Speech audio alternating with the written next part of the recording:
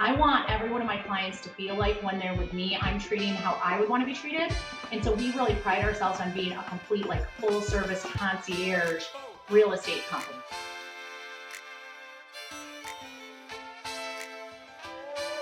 So every single realtor I've ever interviewed has kind of like this superhero origin story. And what I've noticed is there's a trend. The most successful agents started out somehow in real estate, but not as a realtor.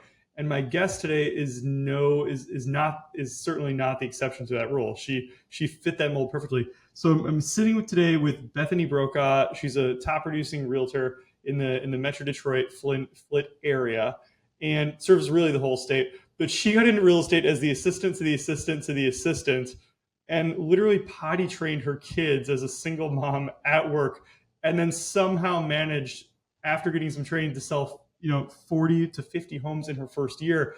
These are just stories that we don't hear a lot of. These are extraordinary people. So Bethany, welcome, and I cannot wait to learn from you today. Thank you. I'm excited to be here, Matt.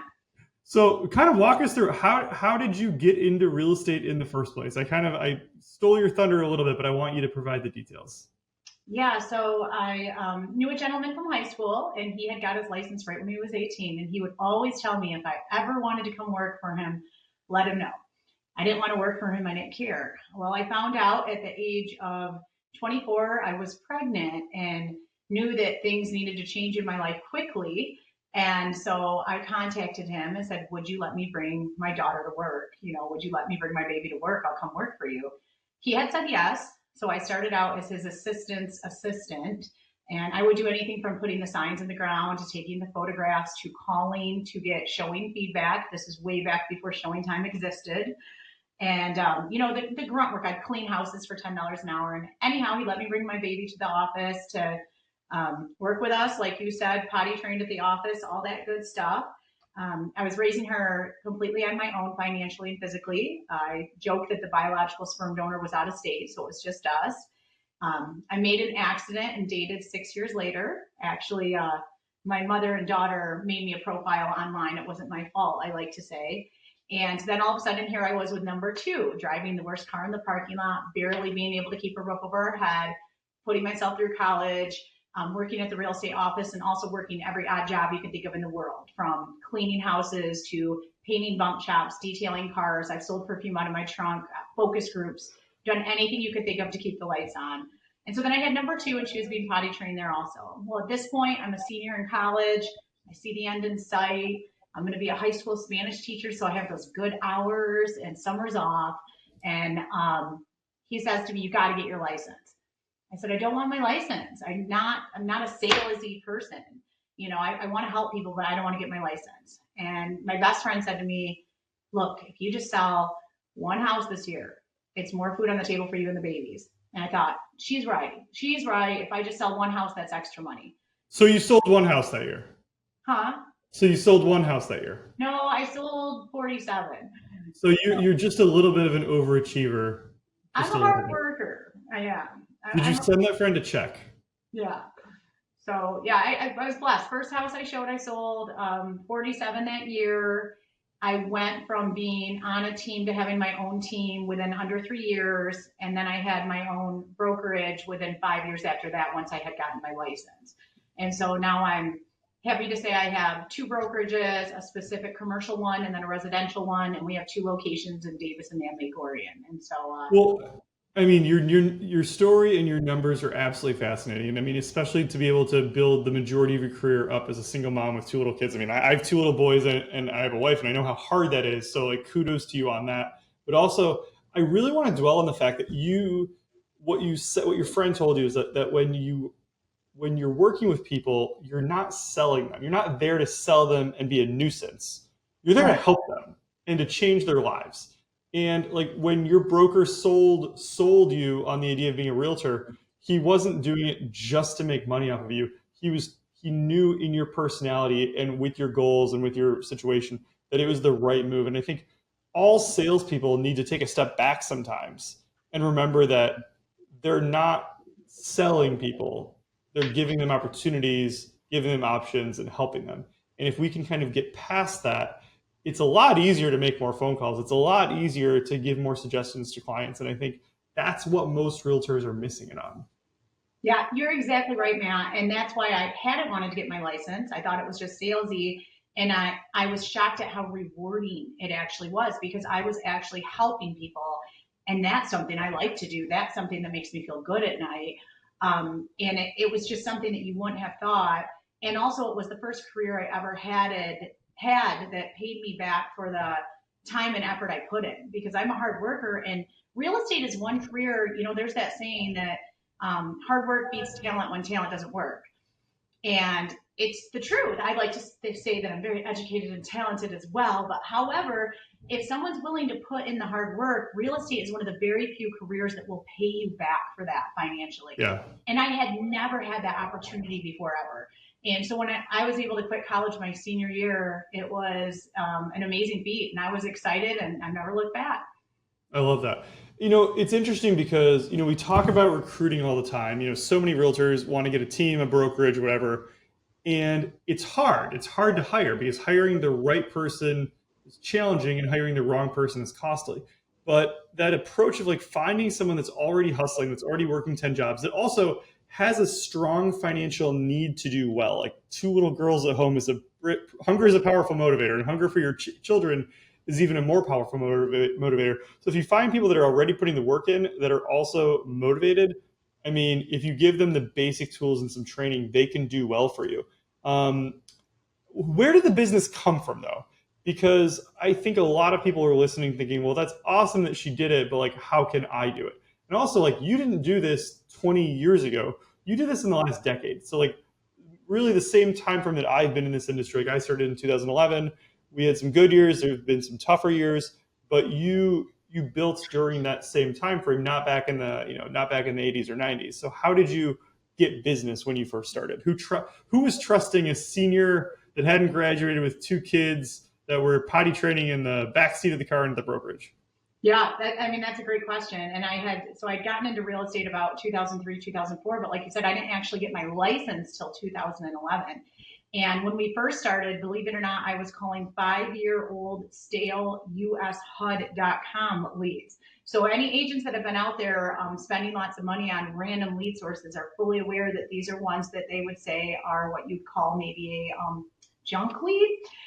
And so I was calling people from 5 or 6 years ago, semi cold calling, like, oh, we're updating the database and just wanted to know if I should remove you or not. Are you interested in buying or selling? Blah, blah, blah. So the first few years, it was literally just calling and calling and calling. And, what's the rule of thumb? You call 100 people, you're going to get one. You're going to get one no matter what. But then from there, the referrals are what's really completely built my business now. Now I'm up to 87% complete referrals. How many years did you buy leads before you went all referral? I just officially quit buying leads last year. Okay. So my spend had went down minimum 30% every year for quite a while. So way back in circa 2017, I was probably spending about 8 to 12,000 a month on online leads. This is back when Trulia and Zillow were a lot different than they are now, when they had true seller leads, when they didn't have flex programs to compete with, when not as many agents were buying leads. And so I went from those old leads to right when I had my own team buying leads, and it was great. So I did originally build my business on paid lead sources that you're calling. Realtor.com, Trulia, Zillow were the top 3 that I did. And then from day one, and the biggest piece of advice I can give any agent out there is track. You must track your return on investment. You must, every time you close a house, just make a little Google spreadsheet. If you're not using a CRM, you don't have to be fancy. Every time you close something, just put your source and see where it's coming from. Because I see so many people spend so much money on things that won't ever give them business back. Right. And they waste it. And so as I tracked, that's what let me know, wait a minute, I'm spending all this money on online, but my business is drastically changing. I'm seeing the referrals just explode and the online go down.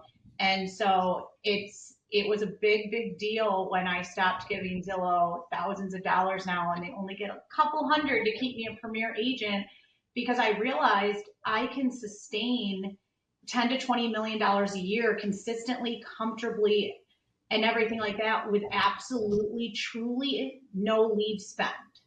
And that was pretty amazing. Yeah, but it took a long time to get to that point. So you got to that point, and I think that's kind of the point where like a lot of our listeners are at now.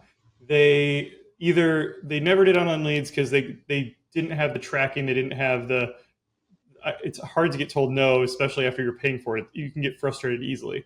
Yeah. But what are you doing now to ensure that you get past client and referral business? Because I think like most of us say that that's where our business comes from, but when I ask people like, well, what do you do? They're like, well, I'm just like around, or I just like I hope and pray that business will come to me. And although that's important, hope and Yes. prayer is great.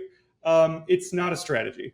And Right. so, what are you actively doing to ensure that your business stays in this? I mean, you're doing like 75 to 100 deals a year. Like, how are you sustaining that? Right. Just like you said, Matt, you do, in my opinion, you do have to be proactive with that. So we have two large client VIP parties per year. And when I say VIP parties, I don't mean we're not just renting out the movie theater and here's your popcorn. They have to be experience based. So last year we actually had one at my house. I had a chocolate fountain, mobile on site bartenders, live music, boat rides, a real toilet trailer with air conditioning, catered food. It was literally like a wedding reception. And there were huge swag bags and giveaways from all of our sponsors who are basically, my partners that I work with in real estate. We also did a Christmas one. That one was at a farm that had mini Highland cows. We had a professional photographer there. We also had hot toddies on site for the adults. We had ones for the You children, had cows? mini Highland cows. Where the hell do you get cows? They're right down the street from me in Davison, Michigan, at a place called Mini Mitten Acres, and you should check them out. Um, I mean, do they deliver? I mean, I need cows at my house. I mean, this sounds amazing. We have reindeer at our Christmas party, but no cows. Yeah. Oh, they're so cute. They have the little horns and they had mini ponies and everyone loved it. And same thing, we had food, we had make it and take it ornaments for the kids, we had mugs for the adults. And this year, our next one's going to end up being like a wine and cheese with local curated wines. So the key is if you're going to have a client party, do it so big people keep talking about it and keep asking you when your next one is, because I really believe in making things an experience. I want every one of my clients to feel like when they're with me, I'm treating how I would want to be treated. And so we really pride ourselves on being a complete, like full service concierge real estate company. I can have clients, want to list their house. It's a hot mess. They live on the other side of the state. They don't know what to do. And in 2 weeks flat, I can have the house emptied, painted, this and that, cleaned, ready to go on the market. And they didn't have to lift a finger. And so I've worked really hard at building connections. My preferred provider list is, I can get somebody there same day, and not a lot of people can do that. So the other thing too is to answer your question, whenever I get someone that sends me a referral, we instantly send them a handwritten thank you card with a coffee gift card in. This Love have a that. cup of coffee on me. Thank you for sending me so and so. And then once it closes, same thing, except dependent upon the client, there may be something different in there. I mean, that said, I'm not a tax advisor, legal consultant, or anything like that. If you brand items to you, it's considered marketing. So then that's an unlimited expense for the IRS. And so then they're also getting that. Another way to get referrals are just simply realtor to realtor referrals. When you're attending And national, why is no one talking about this? Because half of my top agents who grew their business in like the 2022, 2023, the hard times as we call them, not that hard if you're hustling, were getting referrals from other agents. And I mean, I'm looking at your numbers on my other monitor right here. Your average price point, your last couple sales, 290, 337, 480, 150, 45, 299, 975, 290, 185, 150. You're doing normal prices. And when I know that the rest of the country is selling for 440, Jesus, like why isn't everyone moving to your area of Michigan? If you're in an area where your prices are drastically under the rest of the country, you should be marketing to other realtors and to your database to get referrals from their friends that just haven't moved to Michigan yet. Because affordability, we're in a huge affordability crisis right now, and the affordability by you, Bethany, and by me is a lot higher than the rest of oh, the country. So tell me, how are you getting these realtor referrals? Because this is something that I think anyone in the Midwest should be doing right now. yeah, you're exactly right. And whenever you attend conventions or conferences, especially national ones, it's important not to just sit there. You need to talk to people and meet people because when you build relationships, that's everything. And I recently became a real estate investor as well back in 2022. That's been an amazing way to get more referrals because you'll meet people from all over the country. For example, I met a gentleman from Connecticut about a month ago. I've already connected with people here, and I'm getting ready to tell him today, you just need to buy a house here at Airbnb because our prices are drastically different than his, like just what you said, Matt. Right. And I know he's going to say, you know what, you're right. I'll buy it. Let's go find me something, that I'm ready to go on.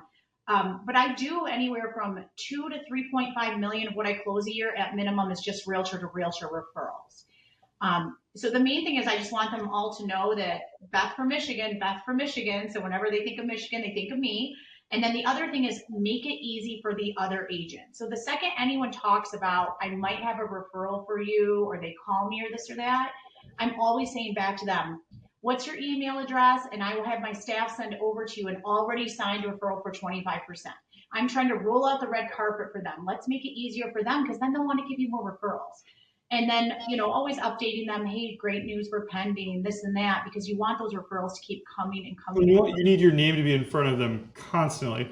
And also like just the law of numbers. Like statistically, if they're working with one person moving to Michigan, there's probably other people in that person's circle or in their town that are moving here for a reason. And you need to get those referrals too. Right. So I heard the client event. That sounds awesome. I like that you turned it more into an experience. I heard the marketing to other agents. What else has been working for you? Because to do 75 to 100 deals is not one lead source usually. What are some of the things that have really worked for you this year or maybe last year? Well, I'm always also really into business to business referrals, meaning wherever I put my money, I expect them to give me that back. So even everyone from whoever, like the gal that does my hair is a past client of mine, and I know she sends people to me. The same with the gal who does my nails, the same with my accountant, the builder I use, my attorney. I make it very clear to them, my home inspector, anyone I'm working with at all, whether it's a personal or a real estate type of thing that I am giving my money to, I let them know at all times. I'm here to support you. I will always be very loyal to you, and I'm going to help build your business and give you more business. I expect the same back from you. And so, as terrible as it sounds, if they're not willing to do that or give it back to me, I would change providers. I mean, ultimately, it always needs to be the best person for my client when we're talking real estate. However, that's something a lot of people don't do. I know a lot of agents that will use certain people in certain professions whose, wives or husbands or spouses are realtors. That makes no sense. You're never going to get anything back to you. I understand they probably do a great haircut, but I'm sure you can find someone else that cuts your hair great that will send you business. And so I've really worked hard at developing all my business to business relationships of any sort. And I mean any sort. Even my doctor in my doctor's office and my chiropractor in my chiropractor's office, they're some of my hugest lead sources. They're sending me business all the time because I make it that clear everywhere I go. This is what I do. And I truly give all these people more business as well. So it's not me demanding something that I'm not giving back to them. Well, I think more realtors should lean into this, right? Because like realtors are better connected to their community than really anyone else if they're doing a good job. Like the amount of people that your clients need when they first move to your area is insane, right? You need everything. You don't have a community yet. And so you're in a position to make more referrals. So obviously you're in a position to get more referrals. But I think part of it's like you have to ask and you have to make sure people know that you're not too busy. You're not the broker now that you just manage other realtors. You still actively sell. Your livelihood depends on it. And you're excited to take in those referrals. And I think that makes it easier. So like we have our Friday VIP days where we call all of our business partner relationships, our non-realtor partners on Fridays, and we kind of see how we can help them. We see how their business is going, anything that they might possibly need. We might feature them on our social media. We might send them referrals when we have clients moving to the area. But then that's kind of our time to tell them what we have new that's going on afterwards, and then hopefully get a referral back. And that's a huge part of our business. Right. Yeah, it's really important. A lot of people don't realize that nor ask. And people shouldn't be afraid because all you have to do is just remind them, I'm here to support you. I want you to support me back. I love that. So what advice would you give, because now you have some agents underneath you at your brokerage, like what advice would you give to a new agent today? Like obviously the market's a little bit different, but the fundamentals are the same. The biggest thing is you must have grit and perseverance and be prepared and understand that this does not come easy. It's not the way that we publicly sell it on Facebook or TV or things like that. There's so much behind the scenes that goes into it. And, in Michigan right now, it's up to 87% of people that get their license are out of the industry within 2 years or less. And so people need to really look in the mirror first. The best advice I could give someone is are you willing to do 8 to 10 hour days for 3 or 4 months? Do you have money saved for 3 months? If you're willing to do whatever it takes and live a life unlike everyone else, you can live a life unlike everyone else. But if you're not willing to do that, it's not easy. And I don't see any of that to be negative, but so many people just won't be brutally honest with agents. They just, oh, do this, do this. And the other thing is, you have to get on a team or else make sure you have an amazing mentor, one or the other. I attribute tons of my success to the fact that I was an assistant to a top producer.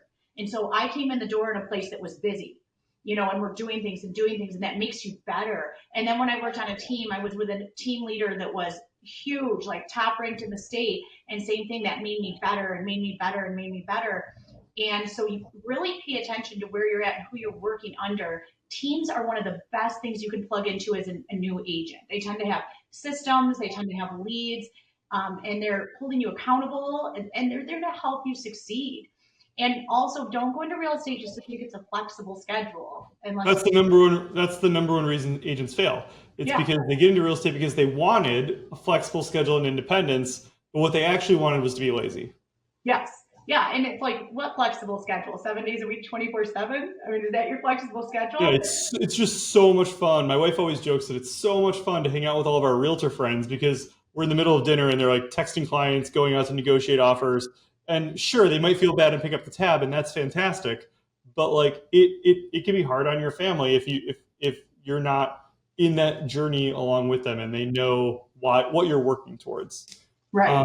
I love that You you mentioned family, Matt. You're completely right. I tell anyone that you need to talk to your spouse or your family so they understand you may have to leave the dinner table to take this call to put income in your pocket. They have to understand that.